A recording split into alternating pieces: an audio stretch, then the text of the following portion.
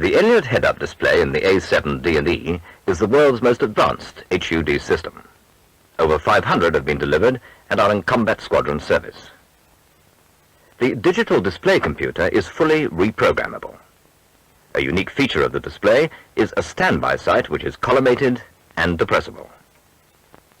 The display unit is mounted in the top of the flight instrument panel, and collimated symbols, presented on the combiner, provide the pilot with all the relevant flight and weapon delivery data coincident with the real-world situations.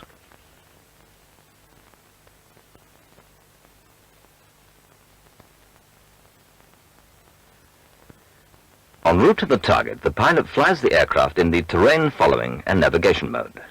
In this mode, the flight director demands are satisfied by maneuvering the aircraft to follow the pitch and azimuth deflections of the solid dot. The breakaway cross, which appears from time to time, is occasioned by the byte circuitry of the terrain following elements, indicating a pull-up command in the event of any system element failure or invalidation. Here, the cross appears whenever the aircraft exceeds the Doppler radar bank angle limit. The aircraft is now flying straight and level at about 400 feet, heading of 142 degrees, and the aircraft rolling slightly to the right to satisfy the navigation and terrain following demands. By maintaining the flight path vector superimposed over the flight steering dot, the aircraft follows the correct navigational track and terrain following profile.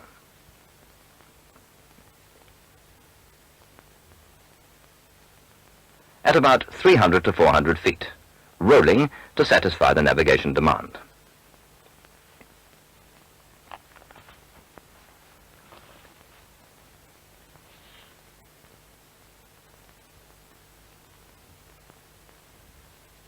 In the navigation mode, fix updates may be put in by positioning the target aiming graticule, which is slave to the radar sight line, over some prominent fixed position.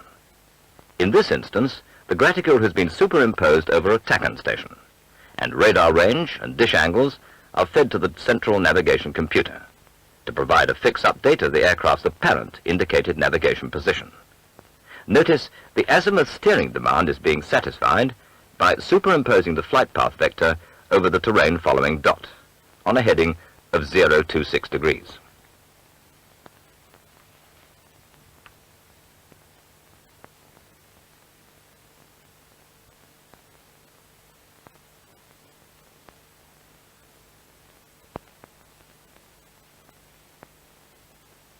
The flexibility of the head-up display is evidenced by its use in attack on targets of opportunity. Here, a power station has been sighted that's to be attacked with rockets.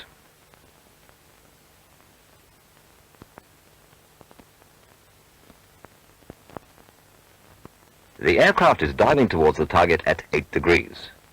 The target aiming graticule is positioned just below the target, and the pilot is pulling up to lay the graticule on the target on a heading of 002 degrees, descending through 3,200 feet. When the target's in range, the solution Q bar appears over the graticule, and from this point onwards, the rockets will hit the point underlying the graticule, diving through 10 degrees, descending to 1,000 feet. And at this height, the mandatory 4G pull-up cross appears, demanding a maximum pull-up within the structural limits of the aircraft.